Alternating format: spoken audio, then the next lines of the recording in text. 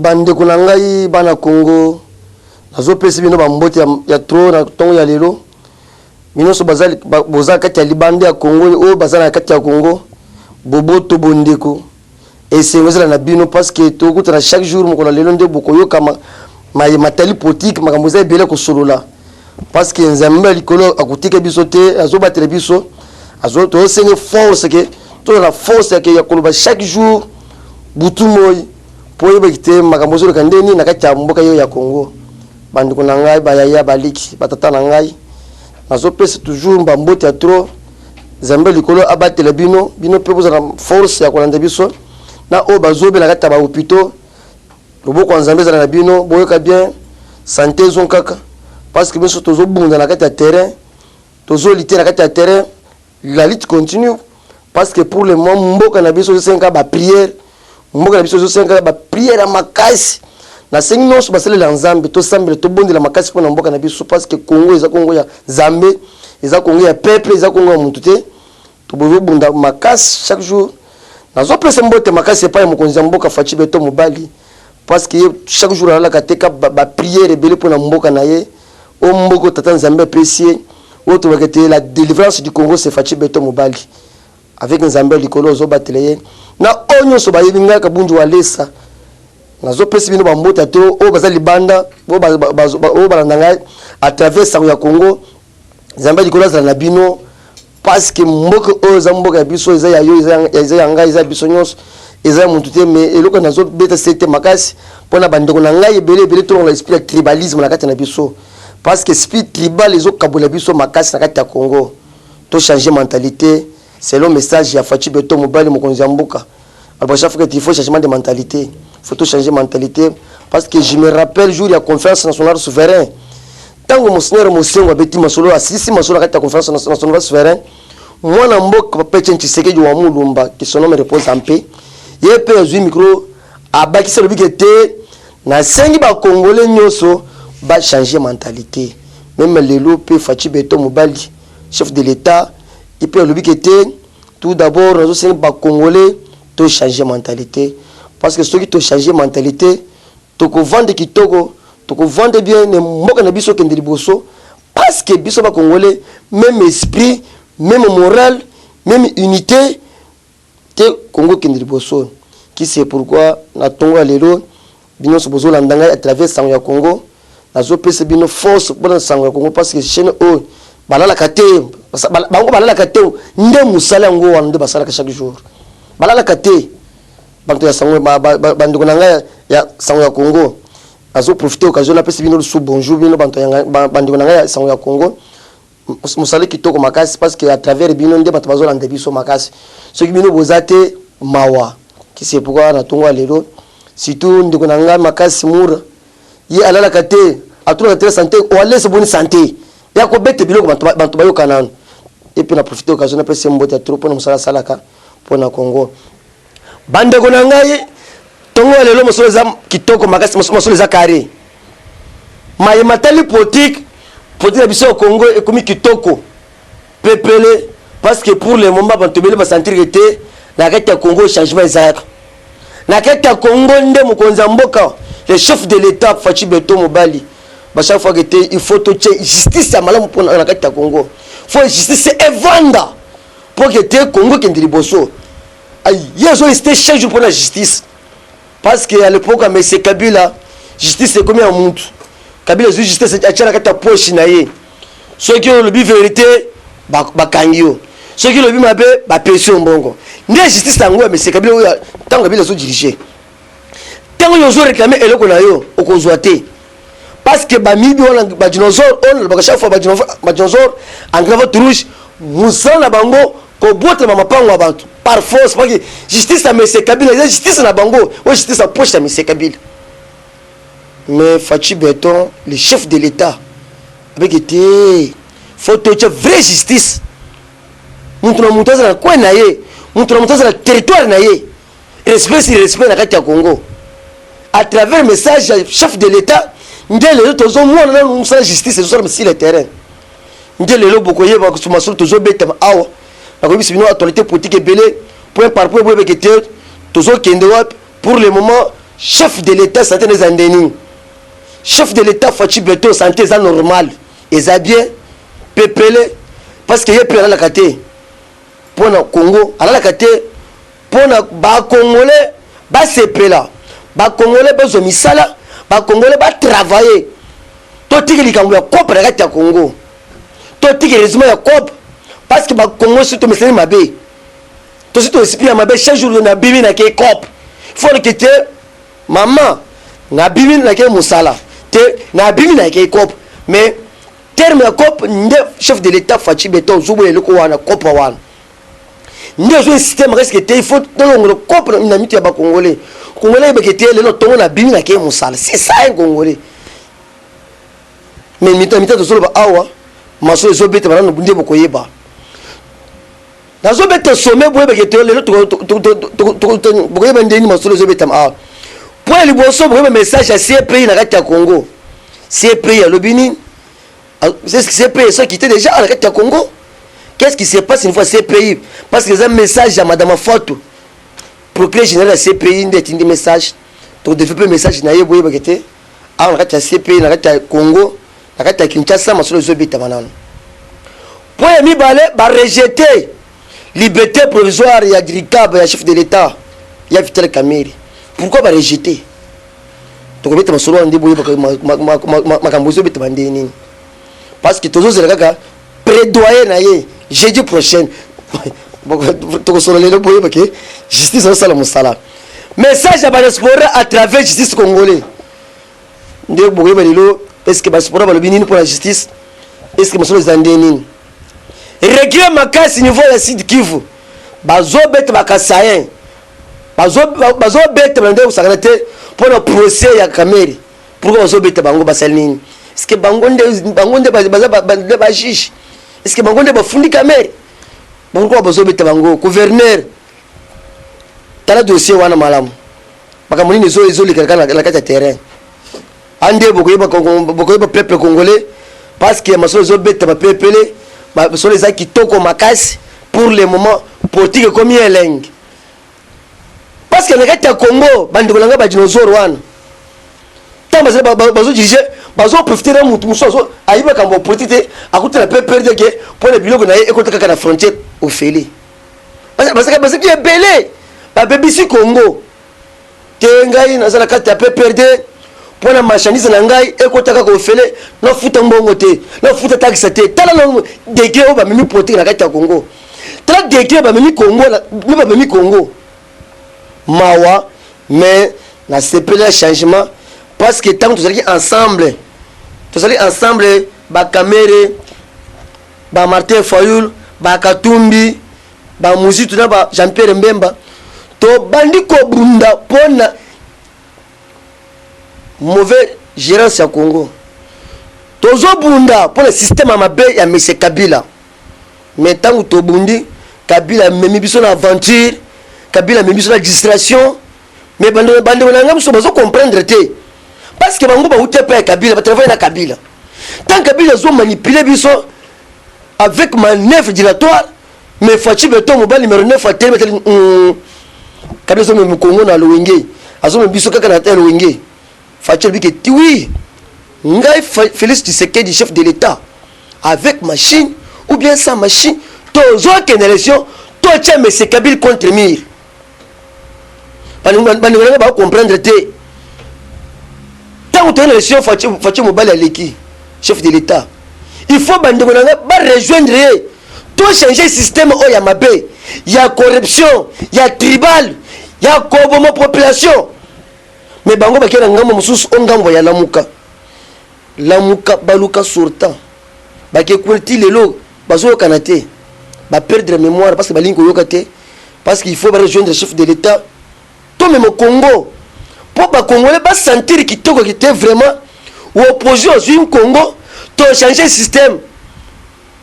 Bango limité ka libanda. Mais nazo rekete musala bango ka kofinga surtout ya Martin Fayulu. Dans le mini Twitter ka kofinga chef de l'État ndé musala ngaza libanda. Merci au kolimba kofinga.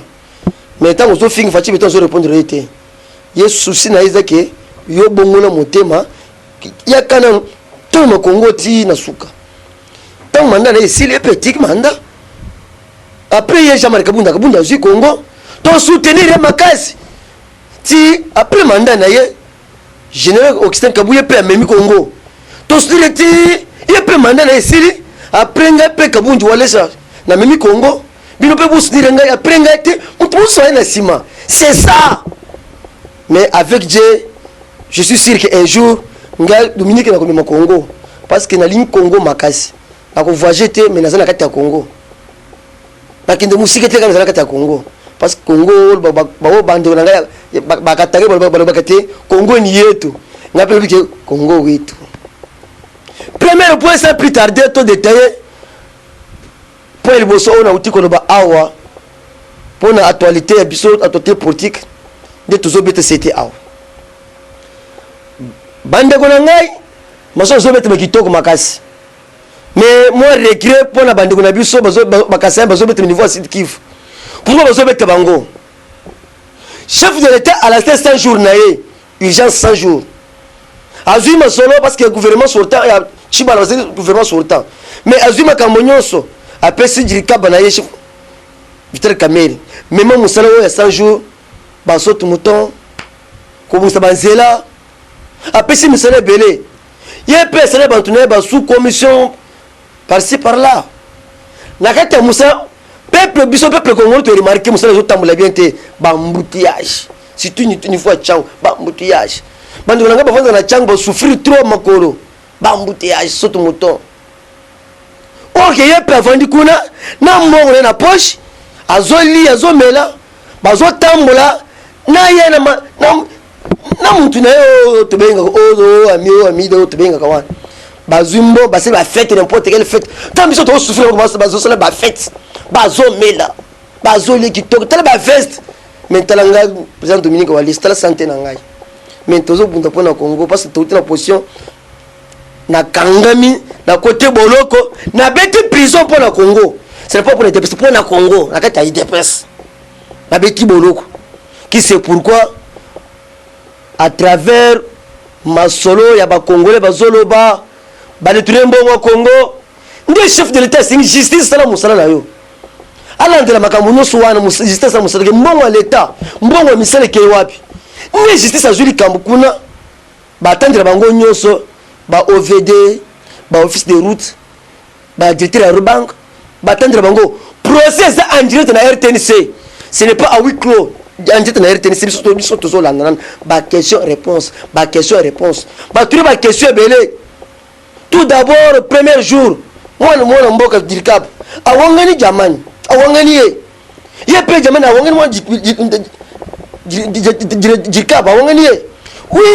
ba kuna kati ya papier tant ba ko attendre ba témoin te mu so ligel bi oui ngai na ibi mundelo jamani et pas dirikap devant justice tala ba makambo mabe mais bino mo landete mais bozo beta ba sekon na Sud Kivu la reta procès makambo za belene ba makambo betami orke makambo mabe aussi notaki biso ba konto souffrir ba ndolanga ba vendre côté tchang tango bazo kuta zando ba kena ba palais bazo tambola makolo muntolongo zando 17h a comme et pas 23h quelle fatigue mais kuna musala tango bakangi bango na boloko tala façon soto mto zo tambola nano nazo bisebino eza groupe ya ba mafie eza groupe ya mabe eza réseau mobimba pourquoi FCC baza agité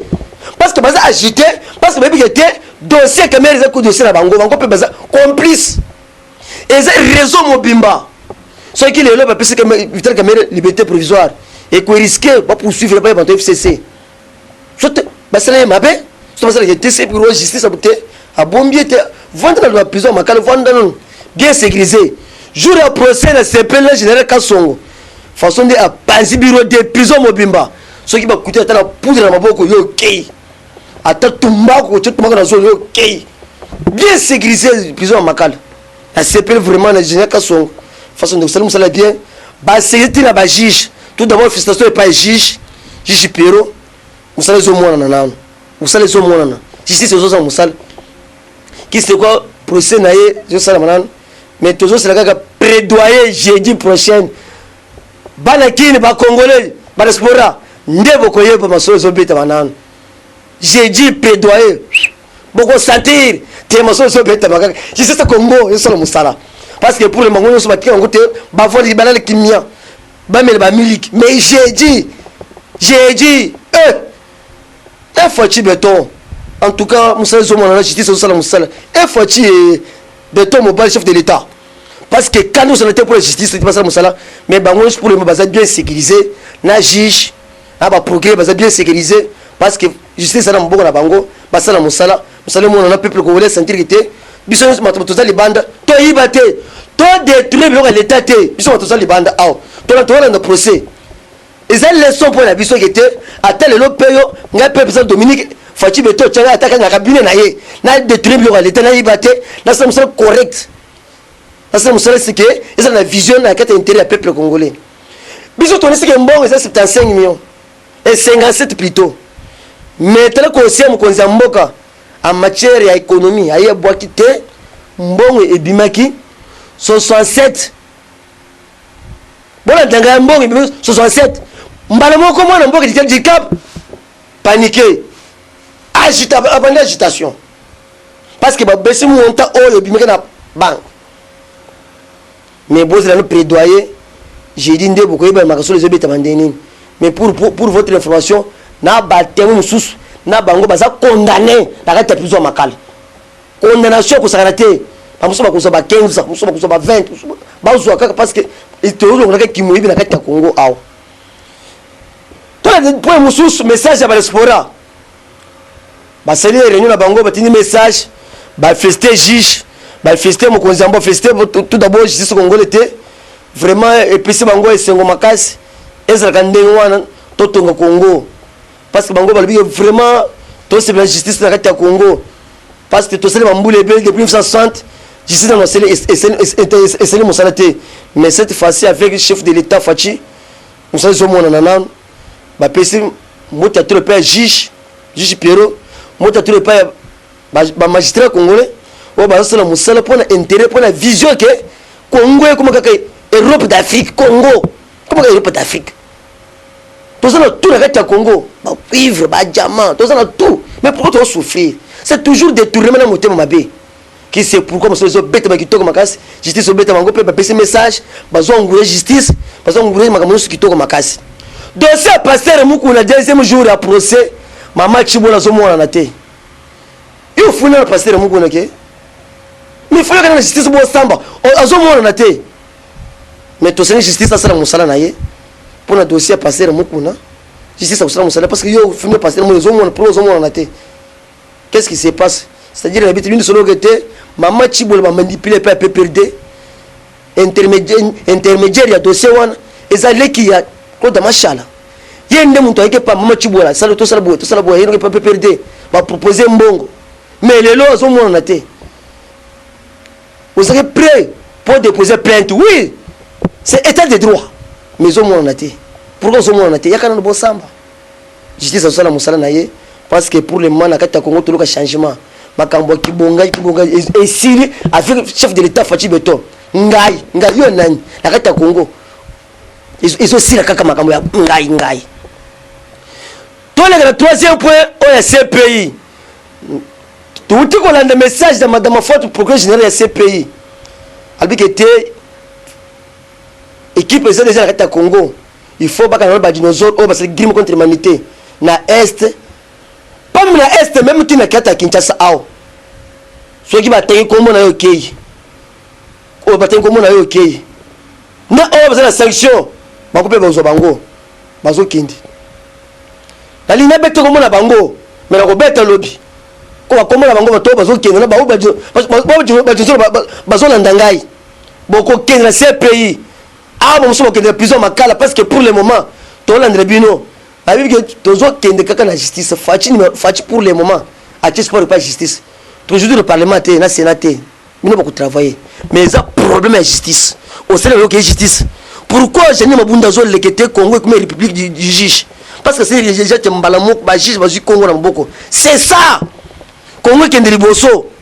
Tout tombe le Congo mais beaucoup sentir parce que pour le moment ces pays à ça sur le terrain. na mitan tosoloba awa déjà équipe déjà basée déjà awa na kati ya Congo awa tosoloba kaka makambo ya virus makambo elekana mo muke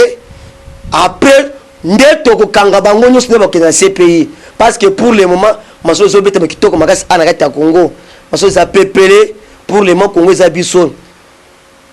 bandeko na ngai oyo balandaka ngai chaque jour na sango ya Congo bozala soudé bonne information ezali trop ezali ebele parce que les autres ezamaka mobele et s'il était kala mingi te niveau de justice to bande procès 15 millions bon bino ba to dinosaure que votre rouge bozala ka réseau mobimba bino ba to FCC kala mingi te to bande procès wana ya 15 millions ba détruire 15 millions pendant 18 ans mais tant chef de l'état ailleurs Fachi d'Asie ne ba détruire 15 millions mais tout ça audit il y a 15 millions ko banda 2006 puis 2020 to yeba 15 millions qui ndaka wapi nani leka mbo 15 millions parce que pour le moment sur les peuple makasi plus 243 85 091 06 02 plus 243 085 091 06 02. Je dis et je vous remercie. Confiez-nous votre image et laissez-nous la transformer en une identité forte grâce à un accompagnement sur mesure et un suivi personnalisé. De la communication institutionnelle au marketing politique et commercial, Eshima vous apporte des solutions grâce à une parfaite connaissance des outils de l'information et de la communication. Contact 085 113 44 44 085 113 44 44. Eshima Magazine, un nouveau standard d'information.